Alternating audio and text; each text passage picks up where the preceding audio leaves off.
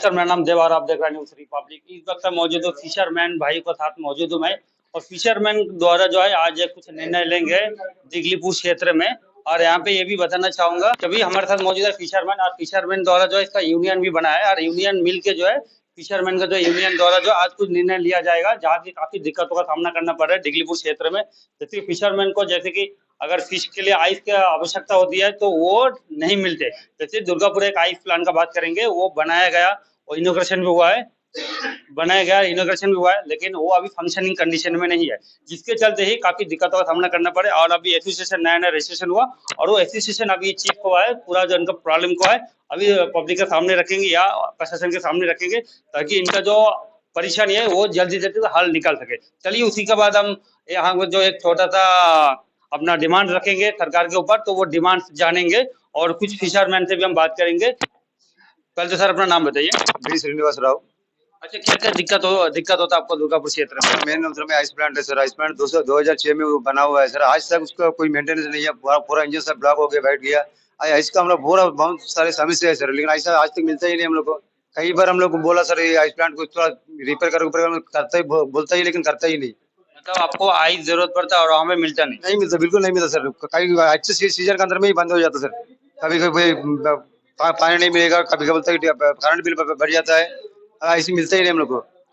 अभी तो पूरा इंजन ही पूरा बैठ गया। अभी बिल्कुल तो 2-3 महीना से मिलेगा नहीं बोलता है। तो अभी आप लोग जब आइस नहीं मिलता तो आइस का डिमांड को पूरा करने के लिए आप लोग क्या क्या करते हैं? सिर्फ आइस पूरा हम लोग रंगत जाके माया बाजार जाके आइस लेके आते हैं सर। फिर कितना बड़ा आइस जाके उधर माया बाजार से लेके आएंगे। उसीलिए हम लोग 17 तारीख को धरना ही बैठेगा, देखते हैं सर। एमपी पार्लियामेंट नंबर को लेकर हम लोग धरना ही बैठेगा, और कोई साधन नहीं है सर। आप भी चाहते कि आपका धरने में एमपी साहब आए और आपका साथ में खड़े रहे? करे हम लोग बुलाएंगे सर, बुला के उसको बैठा के हम लोग कैसे भी पब्लिक सर्विस है ना सर, वो हम लोग उनसे छीन के ही लेंगे उस हम लोग तो देखिए, यहाँ पे ये परेशानी हो रहा है, जैसे भी आइस प्लांट जो है अभी फंक्शनिंग नहीं है, और आइस लाने के लिए यहाँ से 100 किलोमीटर 200 किलोमीटर दूर में जाना पड़ता है। जैसे कि रंगत जाना पड़ता है, अप एंड डाउन। अगर रंगत जाएंगे तो अप एंड डाउन 300 किलोमीटर के आसपास होंगे। अगर माया मंदिर में जाएंगे तो 200 किलोमीटर के आसपास है। इतना दूर जर्नी करना पड़ता है आइस लाने के लिए। और ये भी डिमांड रखते हैं कि ये जो धरने में जो एमपी साहब का मदद भी चाहिए, एमपी साहब भी आए धरने में, ये अनुरोध भी जता रहे। चलिए, इसके बाद क्या डिमांड रखते हैं और एसोसिएशन के बारे में विस्तार से जानने का कोशिश करते हैं। हेलो, सभी को नमस्कार। आज हमारे north and middle Andaman small scale fisheries union के तरफ से हमने एक बैठक बुलाया हुआ है जनरल बॉडी मीटिंग के लिए। तो इस मीटिंग में हमने कुछ डिसीजन लिया है, जैसा कि आपका body general body formation, committee formation of committee in every coastal area, monthly subscribe of membership fee, और भी कुछ तरह का डिमांड्स वगैरह रखा है।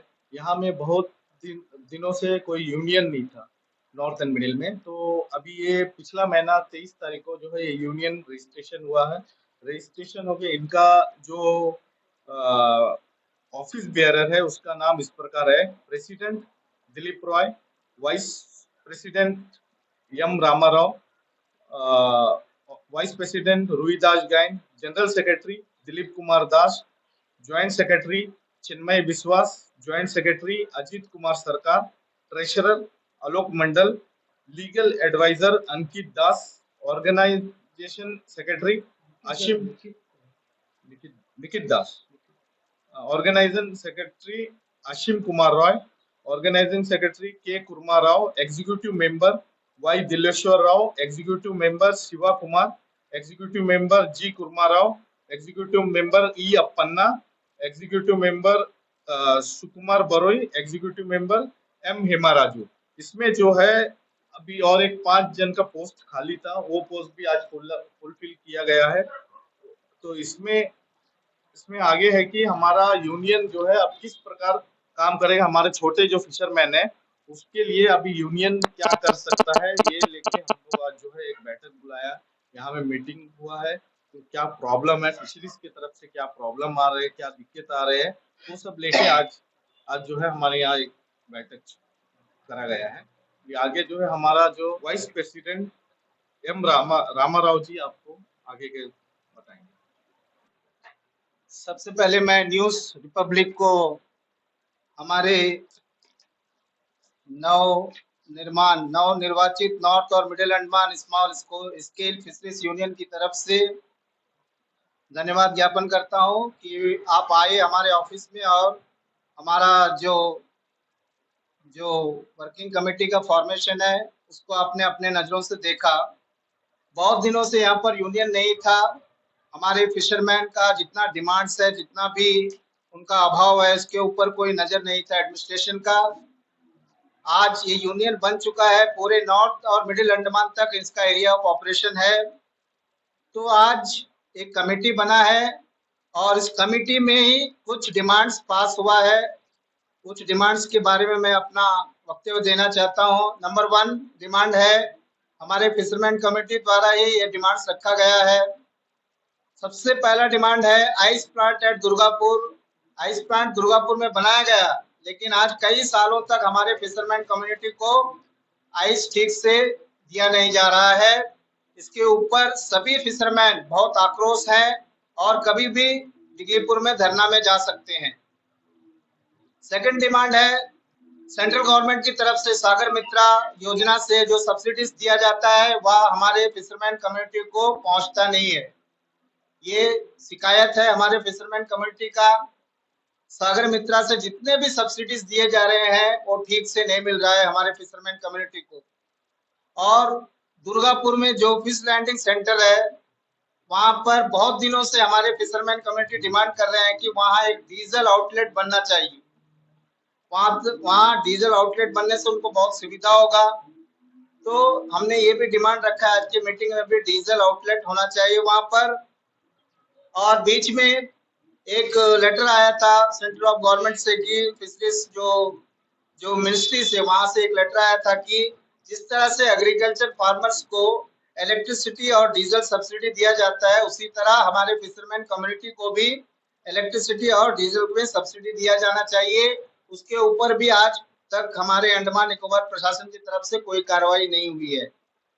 और भी बहुत सारे डिमांड है, जैसे CSS अलॉटमेंट ऑफ लैंड 2014 में लागू हुआ था फिशरमैन कम्युनिटी के लिए कि उनको हाउसिंग स्कीम के अंदर घर बना के दिया जाना चाहिए। लैंड अलॉटमेंट हुआ, लेकिन अभी तक उसके ऊपर कोई कार्रवाई नहीं हुआ।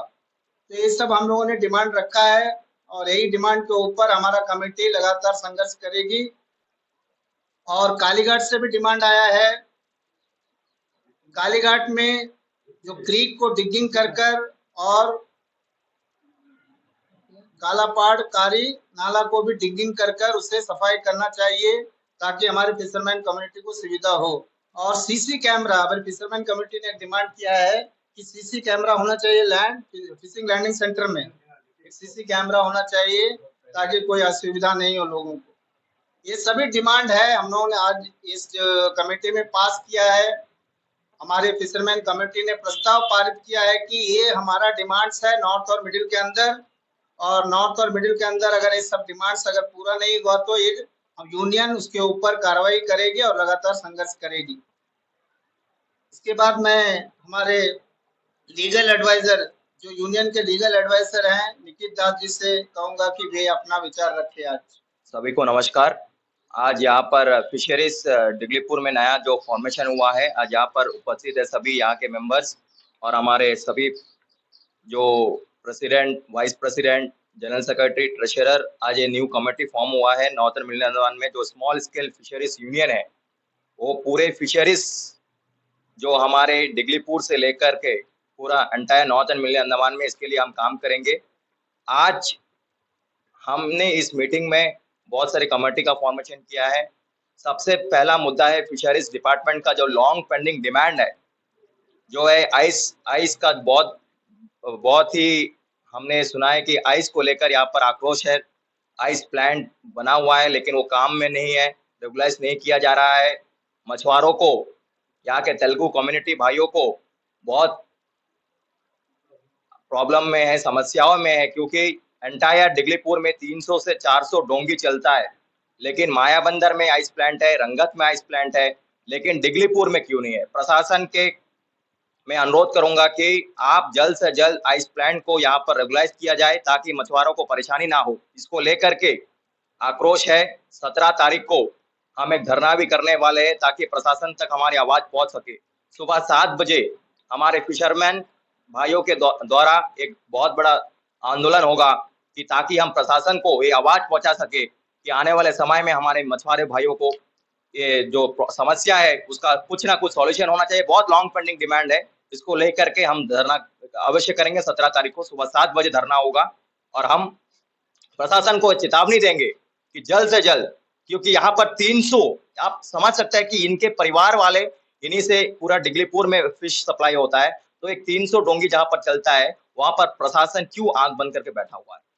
इसीलिए और भारत सरकार का जितना भी स्कीम है, मैं डिपार्टमेंट से भी अनुरोध करूंगा जितना भी स्कीम है आप फिशरमैन भाइयों को उन तक पहुंचाए कि भारत सरकार के द्वारा जो जो स्कीम लागू किया गया है उन तक पहुंचाया जाए, इसमें देरी क्यों होती है। और जितने भी स्कीम्स भारत सरकार के द्वारा लागू किया गया है, हमारे प्रधानमंत्री जी जितने भी स्कीम्स लागू किए हैं उनको तुरंत उन तक पहुंचाया जाए, ये हमारा डिमांड है। और मैं ये भी गुजारिश करूंगा कि प्रशासन हमारे फिशरमैन भाइयों के साथ जो अभाव है, यहाँ पर जितनी भी समस्या है उसको लेकर के एक बार बैठे, मीटिंग करे और उन्हें जितने भी स्कीम्स और जितने भी सरकार के द्वारा उनको जो भी स्कीम दिया गया है उनको जल्द से जल्द लागू कराए। और 17 तारीख को धरना होगा, हम आवाज पहुंचाएंगे और अपनी आवाज को उठाने के लिए मैं सभी भाइयों से अनुरोध करूंगा कि इस धरना में आप शामिल हो। बहुत बहुत धन्यवाद। भारत माता की जय, वंदे मातरम।